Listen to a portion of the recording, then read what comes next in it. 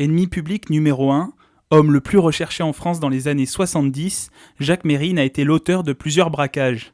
Il reprend vie aujourd'hui sous les traits de Félix Boutillon, étudiant en droit à l'université Versailles-Saint-Quentin. Voilà la clé de mes menottes de transfert. Acheter 3000 francs à un gardien. Voilà la justice française. J'en ai terminé, madame. Il est charismatique, il est complètement, il est violent, il peut se montrer violent, il peut se montrer complètement hors de lui quand il est énervé, mais c'est un gentleman. Pour sa reconstitution annuelle, l'association Juriste Tribune a choisi le procès de Jacques Mérine. Les témoins se succèdent à la barre, face à eux 2 doctorants dans les rôles de procureur et avocat de la défense. La vice-doyenne de la faculté de droit de l'université Versailles-Saint-Quentin, Marie-Emma Boursier, dans la peau de la présidente de cour d'assises.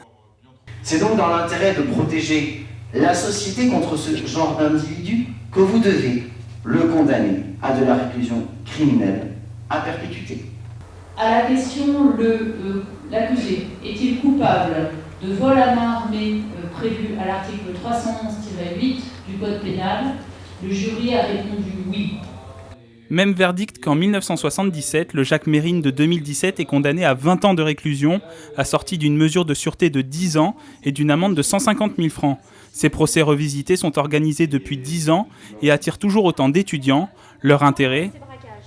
Mettre en pratique le droit, mettre en pratique sa culture juridique d'une autre manière, découvrir le droit au travers de professions juridiques finalement que pour beaucoup, avec un peu de chance, on réalisera plus tard. Et voilà, c'est vraiment pour moi le réel intérêt et même redécouvrir des affaires qui finalement ont marqué l'histoire. C'est toujours intéressant de voir des cas concrets parce qu'on a beaucoup de théories et ça permet de voir plus concrètement à quoi ça correspond un procès, les procédures et tout. Savoir comment ça se passe réellement, puisque si on veut être avocat ou magistrat sans assister à des procès, ça n'a pas d'intérêt. Rendez-vous l'année prochaine pour un nouveau procès, une nouvelle affaire.